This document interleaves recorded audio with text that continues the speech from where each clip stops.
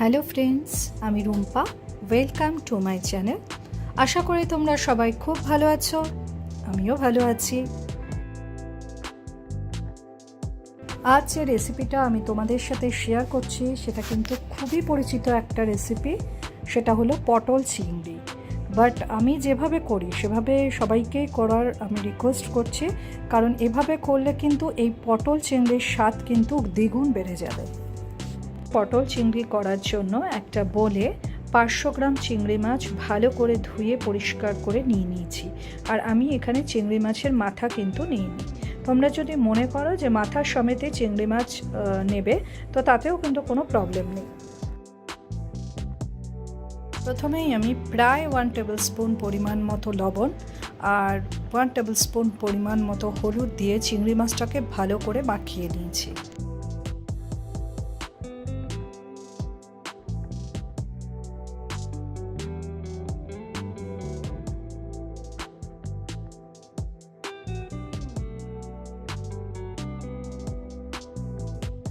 এভাবে লবণ আর হলুদ মাখানো অবস্থায় চিংড়ি মাছকে বেশ খানিকক্ষণ আমি রেখে দিলাম, যাতে লবণ আর হলুদ চিংড়ি মাছের মধ্যে ভালো করে ঢোকে। আর এরপর গ্যাস জ্বালিয়ে কড়াই বসিয়ে দিলাম। প্রায় 4 টেবিল স্পুন পরিমাণ মতো সর্ষের তেল আমি কড়াইতে দিয়ে দিলাম। তেল গরম হয়ে গেলে আমি আগে থেকেই প্রায় 7-8টা পটল কেটে রেখেছিলাম, সেই পটলটা আমি কড়াইতে দিয়ে দিলাম ভাজার জন্য।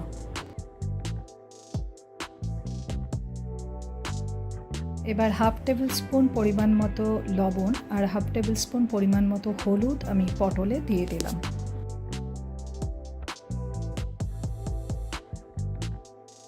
পটল ভালো করে ফ্রাই করে আমি নামিয়ে নিলাম। তারপর যে তেল অবশিষ্ট রয়েছে তার মধ্যেই আমি 3টে মাঝারি সাইজের আলু আগে থেকে কেটে রেখেছিলাম, সেটাকে আমি ফ্রাই করতে দিয়ে দিলাম।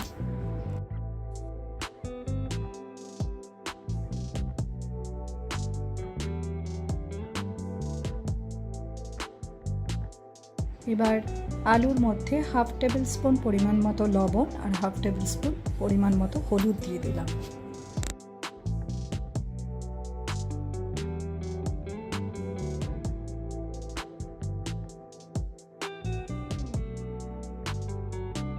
এবার আলুটাকে ভালো করে ফ্রাই করে নিয়ে আমি আলুটাকে নামিয়ে নিলাম।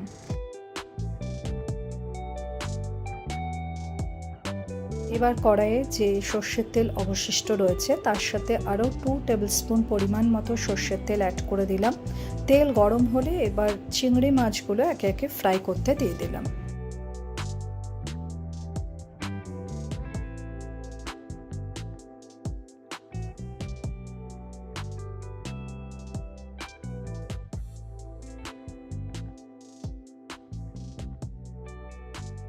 এদিকে চিংড়ি মাছ ফ্রাই হতে হতে আমি মিক্সিতে একটা মশলা বানিয়ে নিলাম। এর জন্য আমি একটা বড় সাইজের পেঁয়াজকে টুকরো করে মিক্সিতে দিয়ে দিলাম, একটা বড় টমেটো আর 4টে কাঁচা লঙ্কা দিয়ে দিলাম। এবার একটা পেস্ট আমি বানিয়ে নিলাম। এবার আরেকটা পেস্ট আমি বানিয়ে নেব, যেটা কিন্তু এই পটল চিংড়ির স্বাদকে দ্বিগুণ করে তুলবে। এই ইনগ্রেডিয়েন্টস দুটো কিন্তু খুব ইম্পর্ট্যান্ট। তো এর জন্য আমি একটা ছোট বোলের মধ্যে প্রথমে প্রায় 2 টেবিল স্পুন পরিমাণ মতো পোস্ত নিয়ে সেটা অল্প পরিমাণ জল দিয়ে ভিজিয়ে রেখে দিলাম। আর আরেকটা বোলের মধ্যে আমি পরিমাণ মতো কোচানো নারকেল নিয়ে নিলাম। পোস্ত কিন্তু খানিকক্ষণ একটা বোলের মধ্যে জল দিয়ে ভিজিয়ে রেখে তারপর এটাকে পেস্ট করলে সেটা কিন্তু খুব সুন্দর একটা মিহি পেস্ট হয়। প্রথমে আমি কোচানো নারকেল মিক্সিতে দিয়ে একবার ঘুরিয়ে আমি সেটাকে একটু নরম করে নিলাম। তারপর আমি যে পোস্তটা ভিজিয়ে রেখেছিলাম সেটা ওর মধ্যে দিয়ে এবার আমি একটা মিহি পেস্ট রেডি করে নিলাম।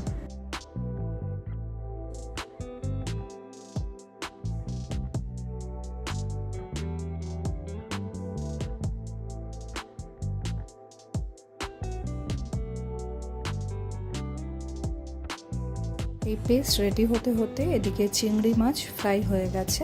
তো এবার এই ফ্রাই চিংড়িগুলোকে আমি একটা বোলের মধ্যে নামিয়ে নিলাম।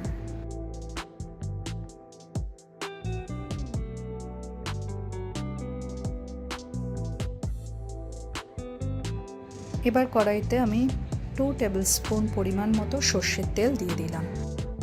এবার গ্যাসটাকে একদম লো ফ্লেমে রেখে তেলটা গরম হতে হতে আমি আগে থেকে যে একটা পেস্ট রেডি করে রেখেছিলাম পেঁয়াজ, টমেটো আর কাঁচা লঙ্কা, তার মধ্যেই আমি 1 টেবিল স্পুন পরিমাণ মতো জিরে গুঁড়ো, 1/2 টেবিল স্পুন পরিমাণ মতো ধনে গুঁড়ো আর 1 টেবিল স্পুন পরিমাণ মতো কাশ্মীরি লঙ্কার গুঁড়ো অ্যাড করে দিলাম।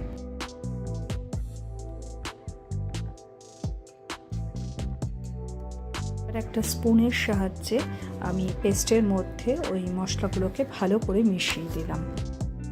এদিকে কড়াইয়ে তেল গরম হয়ে গেছে, তো তেলের মধ্যে আমি 2টো তেজপাতা, একটা দারচিনি, 2টো ছোট এলাচ আর অল্প পরিমাণ গোটা জিরে ফোড়ন দিয়ে দিলাম। ফোড়ন থেকে যখন খুব সুন্দর একটা স্মেল বেরোতে শুরু করেছে, তখন এর মধ্যে আমি আগে থেকে একটা বড় পেঁয়াজ আমি কুচিয়ে রেখেছিলাম, সেই কোচানো পেঁয়াজটা আমি দিয়ে দিলাম। পেঁয়াজটাকে নাড়াচাড়া করে এর মধ্যে প্রায় 1/2 টেবিল স্পুন পরিমাণ মতো লবণ অ্যাড করে দিলাম।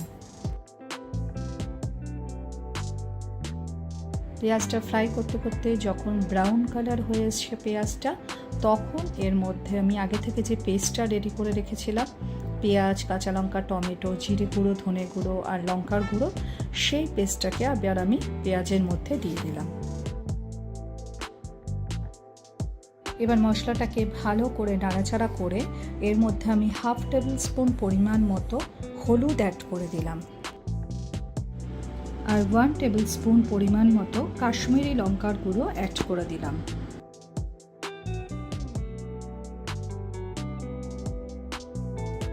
এবার মশলাটাকে ভালো করে কষিয়ে এর মধ্যে পোস্ত আর নারকোলের যে পেস্টটা রেডি করে রেখেছিলাম সেটা অ্যাড করে দিলাম।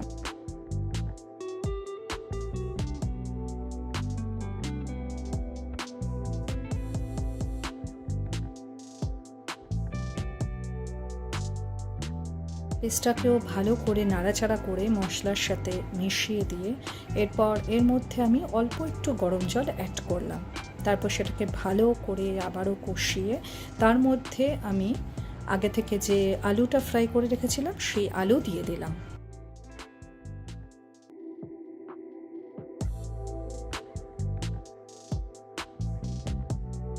এবার এই মশলার সাথে ফ্রাই করা আলুগুলোকে ভালো করে মিশিয়ে দিয়ে আমি যেরকম ঝোল রাখবো সেই অনুযায়ী কিন্তু আমি গরম জল এর মধ্যে অ্যাড করে দিলাম।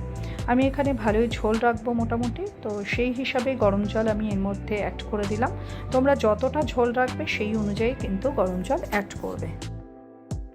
এবার গরম জলটাকে নাড়াচাড়া করে মশলার সাথে ভালো করে মিশিয়ে দিলাম আর গ্যাসের ফ্লেম হাই করে দিলাম। তো এবার যখন ঝোল খুব ভালোভাবে ফুটতে শুরু করেছে তখন গ্যাসের ফ্লেম একটু কমিয়ে দিয়ে আমি কড়াইটাকে ঢেকে দিলাম। এরপর 5 থেকে 7 মিনিট পর কড়াইয়ের ঢাকনা তুলে দেখলাম যে আলু প্রায় সেদ্ধ হয়ে গেছে আর ঝোলের কালারটাও খুব সুন্দর এসছে। তো এবার আগে থেকে যে পটল ফ্রাই করে রেখেছিলাম সেটা ঝোলের মধ্যে প্রথমে দিয়ে দিলাম, তারপর যে চিংড়ি ফ্রাই করে রেখেছিলাম সেটাও ঝোলের মধ্যে দিয়ে দিলাম।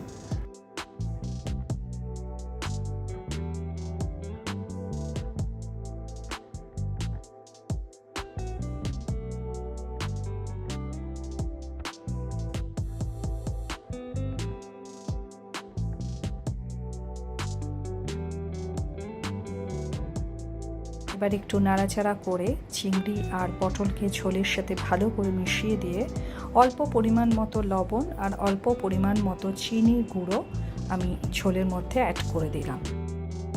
আর আমি রান্নায় অলওয়েজ চিনির গুঁড়ো ইউজ করি, যেটা আমি মিক্সিতে করে রাখি। এবার কড়াইটা ঢেকে দিলাম।